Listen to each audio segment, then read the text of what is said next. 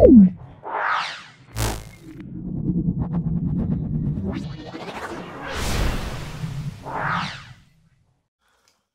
Summative পরীক্ষার জন্য আজকে আমরা 7 নম্বর স্কুলটা ব্যাখ্যা করছি। তোমরা ভিডিওটা ভালো করে দেখো। চলে এসো আজকে। এর দেখো দুটো পোর্শন আছে, একটা ফিজিক্যাল সায়েন্স আর একটা দেখো লাইফ সায়েন্স। দেখো ব্যাখ্যা করছি। দেখে এসআইতে জলের আপেক্ষিক তাপের মান হচ্ছে সেটা হলো 4.2 জুল পার কেজি কেলভিন। নির্দিষ্ট গলনাঙ্ক নেই, সেটা হলো আমরা বলবো নির্দিষ্ট গলনাঙ্ক নেই। দেখো নির্দিষ্ট গলনাঙ্ক নেই যে পদার্থটি, তাকে আমরা কাঁচ বলবো। দেখে নাও, কাঁচ, চর্বি, মাখন, মোম, এদের দেখো নির্দিষ্ট গলনাঙ্ক হিমাঙ্ক কিছুই নেই। এরপর চলে এসো শুকনো খাবার সোডা টার্ট্রিক অ্যাসিড বিক্রিয়ায়। শুকনো খাবার এবং টার্ট্রিক অ্যাসিডের বিক্রিয়ায় জল যোগ করলে যে গ্যাস উৎপন্ন হয় তার নাম হলো কার্বন ডাইঅক্সাইড, CO2 উৎপন্ন হবে। বিজারক পদার্থ মানে হলো নিজে জারিত হবে। তারপর চলে এসো CH3COOH, এটা হলো মৃদু তড়িৎ বিশ্লেষ্য পদার্থ। CH3COOH এটা আমরা বলবো মৃদু তড়িৎ বিশ্লেষ্য পদার্থ। অম্লায়িত জলে তড়িৎ বিশ্লেষণে ক্যাথোড উৎপন্ন হয়, সেটা হলো H2। তারপর চলে এসো 0 সেন্টিগ্রেড তাপমাত্রা 1 গ্রাম বরফকে 80 ক্যালোরি তাপ দিলে চূড়ান্ত তাপমাত্রা কত হবে? 0 ডিগ্রি সেন্টিগ্রেডই হবে। 19 দেখো, বরফের সঙ্গে নুন মিশিয়ে যে কম উষ্ণতা তৈরি করা হয় তাকে হিমবিশ্ব বলে। যে পদ্ধতিতে সবচেয়ে দ্রুত তাপ সঞ্চালিত হয় তার নাম হলো বিকিরণ। মার্বেল পাথর বা ক্যালসিয়াম কার্বনেট থেকে পোড়া চুন, মানে এই যে প্রস্তুতি কি ধরনের বিক্রিয়া ঘটে দেখে নাও।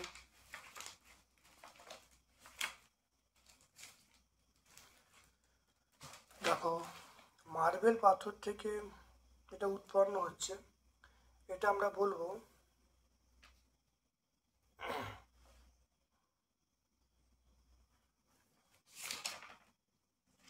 দেখে নাও। এটা দেখো তাপগ্রাহী পরিবর্তন। তাহলে তাপগ্রাহীর মধ্যে এটা আমরা কি বলবো? এটা তাপগ্রাহী পরিবর্তন। হ্যাঁ, আমরা বলবো তাপগ্রাহী পরিবর্তন। তারপর চলে এসো ধাতু ঝালাইয়ের জন্য আমরা কি গ্যাস ব্যবহার করি? এটা আমরা অ্যাসিটিলিন ব্যবহার করি। দেখে নাও, এটা আমরা অ্যাসিটিলিন ধাতু ঝালাইয়ের জন্য আমরা যেটা ব্যবহার করি। দেখো, ওয়েল্ডিং বা ধাতু ঝালাইয়ের জন্য আমরা অ্যাসিটিলিন গ্যাস ব্যবহার করি, অ্যাসিটিলিন, দেখতে পাচ্ছ। তারপরে চলে এসো Fe প্লাস Zn সমান Fe প্লাস Zn এর উপর। Zn হলো একটা জারক, এটা মিথ্যা, Zn বিজারক। গ্যালভানাইজেশন লোহা কাকে বলে? গ্যালভানাইজ লোহা কাকে বলে? জল ও বাতাসের অক্সিজেনের সঙ্গে বিক্রিয়া মরচে পড়ে, তাই লোহার ওপর জিঙ্কের প্রলেপ তৈরি হয়, কে বলা হয়? গ্যালভানাইজ লোহা। দেখে নাও, লোহার ওপর জিঙ্কের প্রলেপ তৈরি হয়, ওই লোহাকে আমরা বলবো গ্যালভানাইজ লোহা। তারপর দেখো, মোটামুটি 50 কিলোমিটার উপরে আকাশ, মোটামুটি 50 কিলোমিটারের মধ্যে আকাশ ও ভূপৃষ্ঠের বিভব পার্থক্য আমরা বলবো 4 লক্ষ ভোল্ট। সামান্য স্টেজ উপর মিশ্রিত জলে তড়িৎ বিশ্লেষণে ক্যাথোডে কি উৎপন্ন হবে?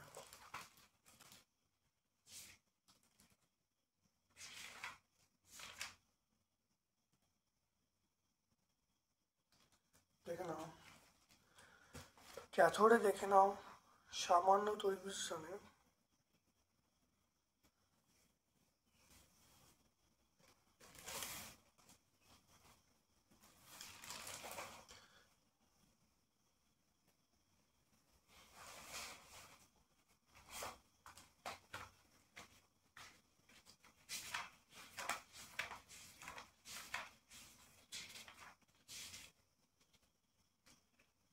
দেখে নাও, জলে তড়িৎ বিশ্লেষণে দেখো ক্যাথোডে দেখো হাইড্রোজেন গ্যাস উৎপন্ন হবে, আর অ্যানোডে দেখো অক্সিজেন গ্যাস উৎপন্ন হবে। দেখে নাও, ক্যাথোডে আমরা হাইড্রোজেন বলবো। এলইডি পুরো অর্থ লাইট এমিটিং ডায়োড। তারপর চলে এসো 3 দাগের একটা প্রমাণ চাপে 50 গ্রাম জল 20 সেন্টি তাপমাত্রা থেকে স্ফুটনাঙ্কে পৌঁছাতে কত তাপ গ্রহণ করে?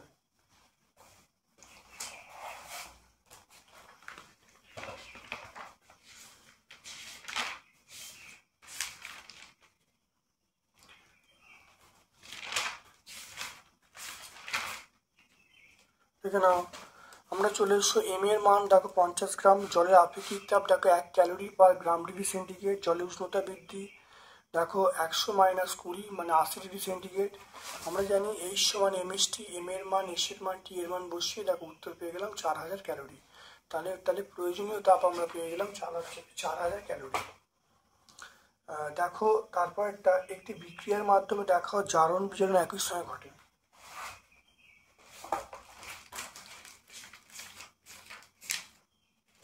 দেখে নাও, একটি বিক্রিয়ার মাধ্যমে দেখাও, দেখো এই একটা বিক্রিয়া, দেখো দেখো এই বিক্রিয়াটা, উত্তপ্ত কালো বর্ণের কিউপি অক্সাইডের উপর দিয়ে হাইড্রোজেন গ্যাস পাঠালে দেখো কিউপি অক্সাইড বিজারিত হয়ে লালচে বাদামি বর্ণে কপারে পরিণত হয় এবং হাইড্রোজেন জারিত হয়ে জলে পরিণত হয়। দেখো জারণ বিক্রিয়া একসাথে ঘটছে। দেখো তরলের স্ফুটনাঙ্ক কোন কোন বিষয়ের উপর নির্ভর করে?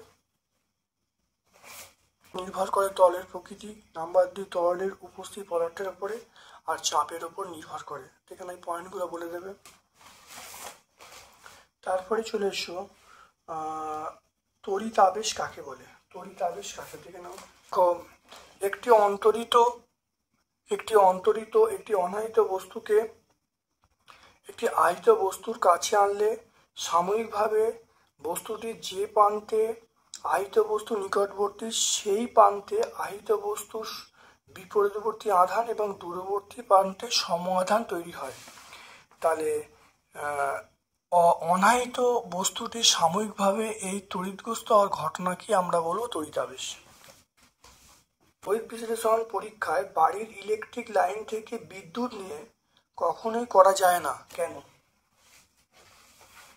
সমমুখী বা ডিসি তড়িৎ প্রবাহের ফলে তড়িৎ বিশ্লেষণ হয়, কিন্তু বাড়ির যে ইলেকট্রিক লাইন সেটা পরিবর্তী প্রবাহ বা এসি, তাই তড়িৎ বিশ্লেষণ এসির মাধ্যমে ঘটে না, তাই বিদ্যুৎ নিয়ে তড়িৎ পরিবহন করা যায় না। তাহলে আমরা কি বলবো, তাই তড়িৎ বিশ্লেষণের জন্য বাড়ির ইলেকট্রিক লাইন থেকে বিদ্যুৎ নিয়ে করা কখনোই সম্ভব হবে না। ইলেকট্রিক মিস্ত্রিরা যখন চালু লাইনে কাজ করে তখন বাঁশ ও কাঠের সিঁড়িতে দাঁড়িয়ে কাজ করে কেন? দেখে নাও, ইলেকট্রিক মিস্ত্রিরা যখন চালু লাইনে কাজ করে তখন তাদের বিভিন্ন ইলেকট্রিক যন্ত্রাংশ এবং তার বিভিন্ন পরীক্ষা করতে হয়। সেক্ষেত্রে শক লাগার সম্ভাবনা থাকে। মানবদেহ তড়িতের সুপরিবাহী হওয়ায় বিদ্যুৎ পৃষ্ঠ হয়ে যাওয়ার সম্ভাবনা থাকে। তাই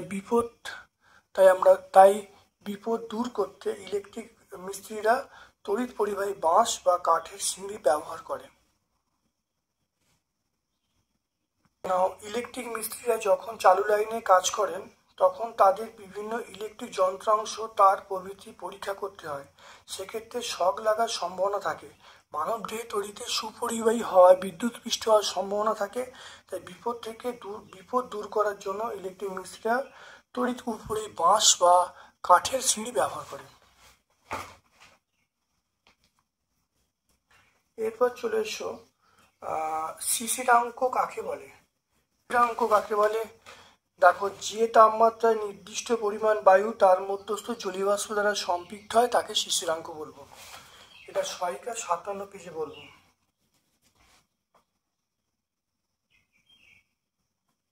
থার্মোফ্লাস্কের মধ্যে গরম পানীয় অনেকক্ষণ গরম এবং ঠান্ডা পানীয় অনেকক্ষণ ঠান্ডা থাকে কেন?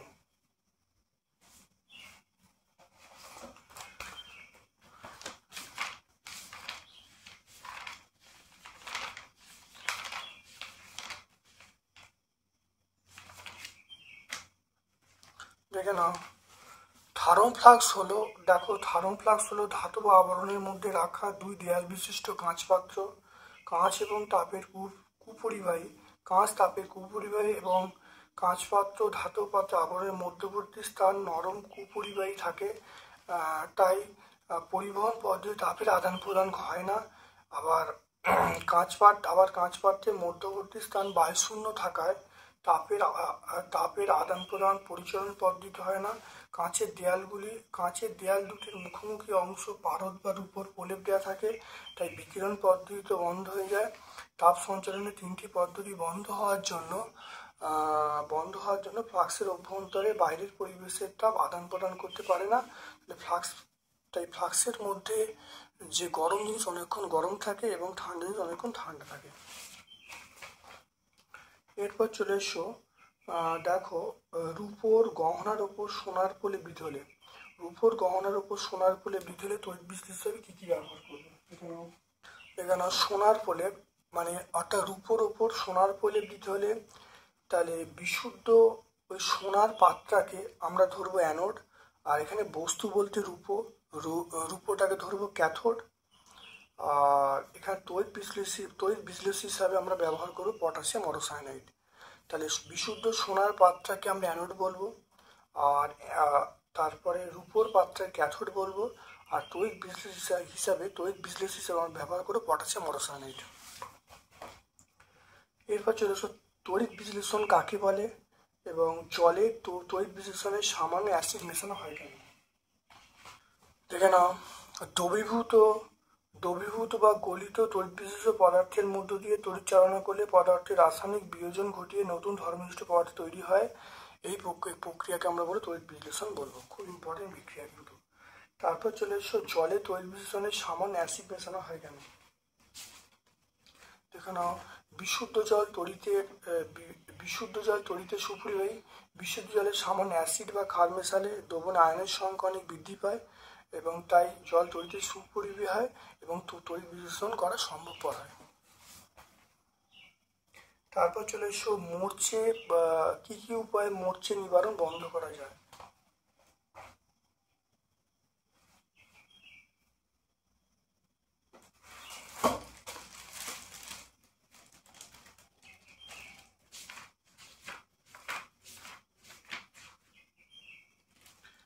দেখো, এক নম্বর হলো লোহার ওপরে তেল, রং, আলকাদা প্রলেপ দিতে হবে। নাম্বার 2 হলো লোহার ওপরে জিঙ্কের প্রলেপ দিতে হবে। আর স্টেনলেস স্টিল হলো একটা সংকর যাতে ক্রোমিয়াম, নিকেল, কার্বন থাকে, যাতে মরচে ধরে না। এরপরে চলে এসো লাইফ সায়েন্সের পোর্শনে। দেখো, কোন জোটটি তন্দুল জাতীয় ফসল? তন্দুল জাতীয় ফসল আমরা বলবো ধান এবং গম। কোন মৌলগুলি মুখ্য খাদ্য উপাদান অন্তর্গত? এনপিকে। চাষের জমিতে ব্যবহৃত ড্যালাপন এবং পিকোরাম, এগুলো আমরা কি বলবো? আগাছানাশক বলবো। তারপরে পশ্চিমবঙ্গে যে আমগুলি সবচেয়ে আগে এবং সবচেয়ে বেশি সব থেকে শেষে পাকে, পশ্চিমবঙ্গে যে আমগুলি সবচেয়ে আগে এবং সবচেয়ে শেষে পাকে সেগুলো আমরা কি বলবো? গোলাপ খাস এবং ঝুমকো ফজলি। তারপর চলে এসো, চা বাগানের মাঝে মাঝে সিলভার ওক জাতীয় গাছ, এটা হলো ছায়া তৈরি হিসেবে কাজ করবে। পুঁটি মাছ এক প্রকারের মাইনর কার্প। মুরগির ডিম অপরিহার্য অ্যামিনো অ্যাসিড সরবরাহ করে। রবি ফসল বর্ষার উপর নির্ভরশীল, এটা নির্ভরশীল নয়, এটা মিথ্যা। শস্য আবর্তনের মাধ্যমে মাটির পুষ্টি ফিরিয়ে আনা যায়, এটা সত্য। বাটি লিখবো। তারপর চলে এসো 4 দাগের এর চলে এসো, ভিটামিন এ সমৃদ্ধ। ভিটামিন এ চাহিদা মেটাতে এমন একটি ধানের নাম গোল্ডেন রাইস। জোর গরমে একটি স্টক, অপরটি হলো সিওন। কৃষি বিজ্ঞানের যে শাখায় ফল, সবজি চাষের পদ্ধতি নিয়ে আলোচনা করে তাকে উদ্যান বিজ্ঞান বলে। এরপর চলে এসো 5 দাগের এক, জমিতে জলসেচের ক্ষেত্রে ব্যবহৃত আধুনিক দুটো পদ্ধতির নাম লিখতে বলছে এবং সেগুলির দ্বারা জলের অপচয় কমানো সম্ভব। দেখো, 201 কেজি আমরা পাবো। দেখো, 1 নম্বর হলো ফোয়ারা পদ্ধতি, 2 নম্বর হলো ড্রিপ পদ্ধতি, দেখতে পাচ্ছ। তারপরে দেখে নাও, ধানের বীজ শোধনের ক্ষেত্রে দুটো পদ্ধতির নাম লিখতে বলছে। ধানের বীজ শোধনের ক্ষেত্রে একটা হলো শুষ্ক শোধন পদ্ধতি, একটা শুষ্ক শোধন পদ্ধতি। তারপর চলে গেল চা পাতা তোলার পদ্ধতি আলোচনা করতে বলছে। চা পাতা দেখো চা পাতা তোলার পদ্ধতি।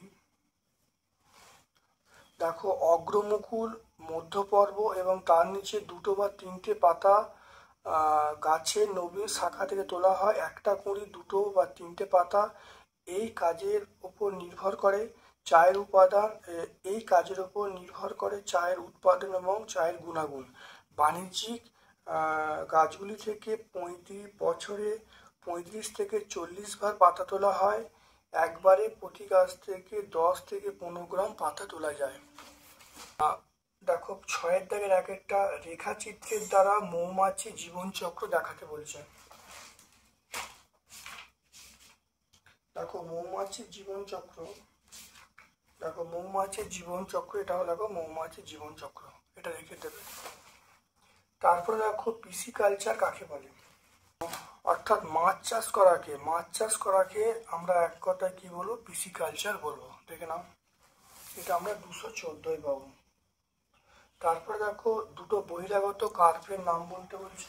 দুটো বহিরাগত কার্প আমরা বলবো, সেটা হলো common carp, American carp, silver carp, এগুলো বলবো।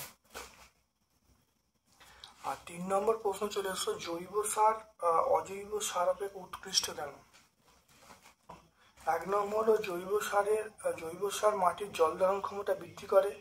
নাম্বার 2, জৈব সার ব্যবহার করলে মাটি রন্ধ্রযুক্ত হয়। নাম্বার 3, তা দেখো জৈব সার মাটিতে উপকারী জীবাণুর সংখ্যা বাড়ায়।